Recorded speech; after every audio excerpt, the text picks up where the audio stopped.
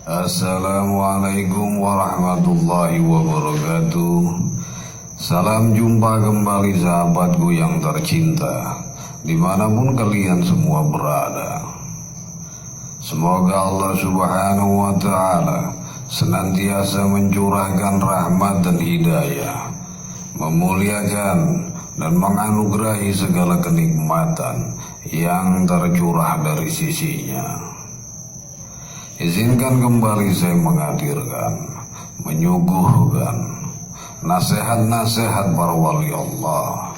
Kiranya nasihat beliau bisa bermanfaat bagi kita bersama. Dalam salah satu karyanya beliau berkata, beliau menjelaskan, sahabat, menentang takdir yang ditetapkan Allah dapat mematikan agama, mematikan tauhid, mematikan rasa tawakal dan keikhlasan. Hati orang mukmin tidak mengetahui kenapa dan bagaimana. Ia tidak mengetahui. Ia hanya dapat mengatakan bahwa semua jiwa hanya dapat menentang dan melawan takdir Allah. Karena itu, siapapun yang menginginkan jiwa yang menentang takdir Allah menjadi baik, maka ia harus berusaha membuatnya menjadi baik, sehingga ia menderita keburukannya. Sebab semua jiwa tenggelam dalam keburukan. Sahabat, jika jiwa sudah diuji lalu menjadi tenang, maka jiwa akan berada dalam limpahan kebaikan, dan ia pun akan menjalankan segala bentuk ketaatan dan meninggalkan segala bentuk kemaksiatan. Pada saat itu, kepada jiwa semacam ini akan dikatakan, ya ayuhan nafsul mutmainnah, irji ila rabbi radiyatan mardiyah. Hai jiwa yang tenang, kembalilah kepada Rabbmu dengan hati yang puas lagi diridhoinya. Sahabat, dengan demikian hasrat jiwa pun menjadi lurus, keburukannya hilang, dan ia tidak memiliki kaitan apapun dengan manusia yang nasabnya disandarkan kepada nenek moyangnya. Sahabat, Nabi Ibrahim, beliau keluar memberontak dari jiwanya, dan ia pun dalam keadaan hidup tanpa hawa nafsu yang mengalir dalam dirinya. Hatinya menjadi tenang, hingga meskipun berbagai macam makhluk menawarkan diri untuk membantunya, ia malah berkata, aku tidak menginginkan bantuan kalian. Pengetahuan Allah tentang kondisi diriku membuatku tidak membutuhkan pertolongan kepada selain dirinya. Sahabat, ketika penyerahan diri dan tawakalnya sudah benar, dikatakan kepada api yang berkobar, ya naru kuni bardan wassalaman ala Ibrahim. Hai api, menjadi dinginlah dan menjadi keselamatanlah bagi Ibrahim. Sahabat, Ini adalah bentuk pertolongan Allah kepada orang yang bersabar di dunia, dan sebagai bentuk karunia Allah di akhirat yang tanpa batas. Sebab Allah berfirman, sesungguhnya hanya orang-orang yang bersabarlah yang dicukupkan pahala tanpa batas. Quran Surat Az-Zumar ayat ke-10.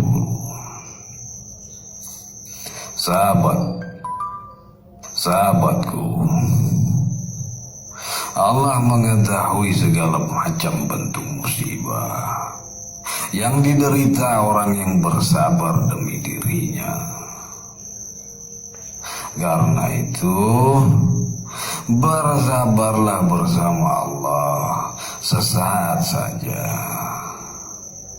maka kalian akan mendapati kelembutan dan karunia Allah selama beberapa tahun. Keberanian adalah kesabaran yang sesaat. Sebab Allah berfirman, sesungguhnya Allah beserta orang-orang yang sabar, dengan cara memberikan pertolongan dan kemenangan kepadanya. Karena itu, bersabarlah kalian dan ingatlah selalu kepada Allah. Janganlah kalian melupakan Allah maupun melalaikan Allah, kecuali setelah kematian datang menjemput. Sebab mengingat Allah setelah waktu itu tidak lagi bermanfaat bagi kalian. Ingatlah dirinya sebelum kalian bertemu dengannya. Ingatlah dirinya sebelum kalian diingatkan oleh penderitaan yang menimpa kalian, lalu kalian menyesal. Pada saat penyesalan itu sendiri tidak berguna lagi bagi kalian. Sahabatku, perbaikilah hati kalian. Sebab ketika hati menjadi baik, maka baiklah semua hal yang berkaitan dengan diri kalian. Karena inilah Nabi bersabda,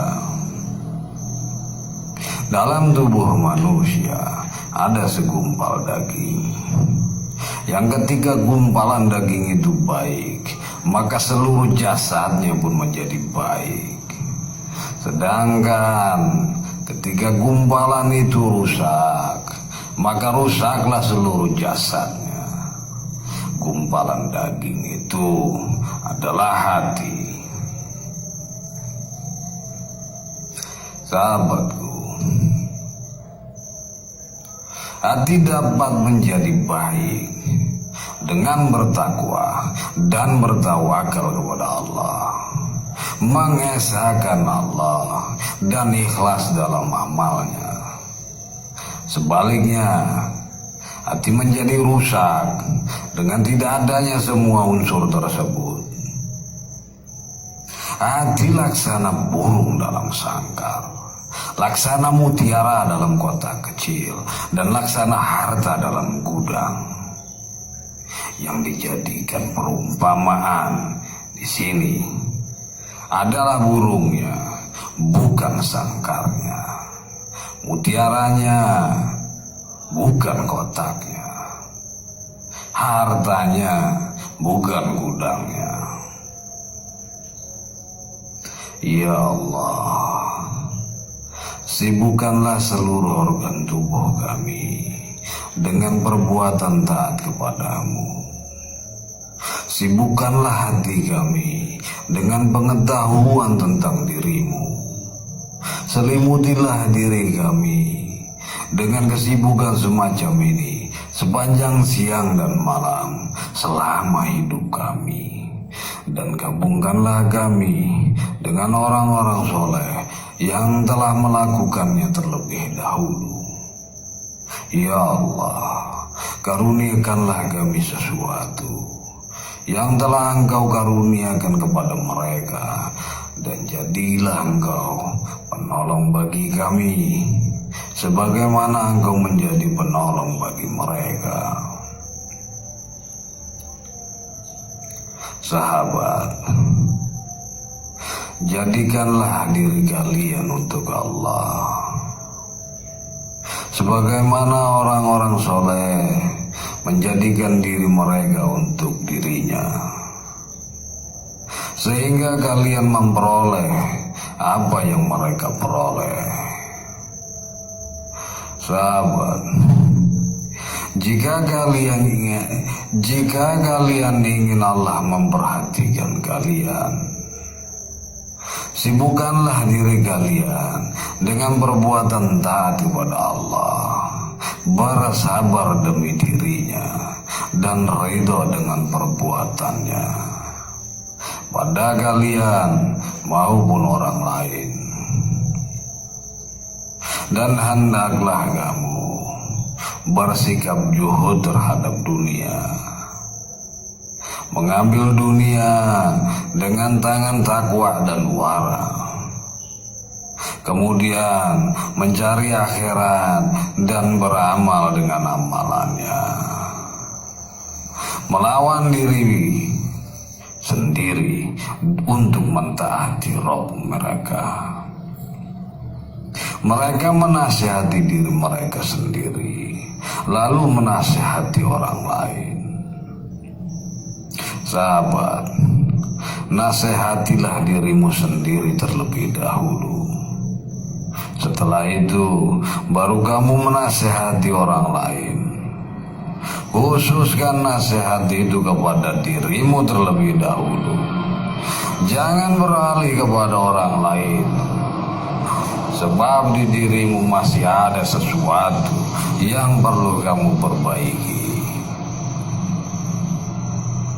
Sahabat, kamu tahu bagaimana cara menyelamatkan orang lain, tapi kamu buta sama sekali tentang bagaimana cara membimbingnya.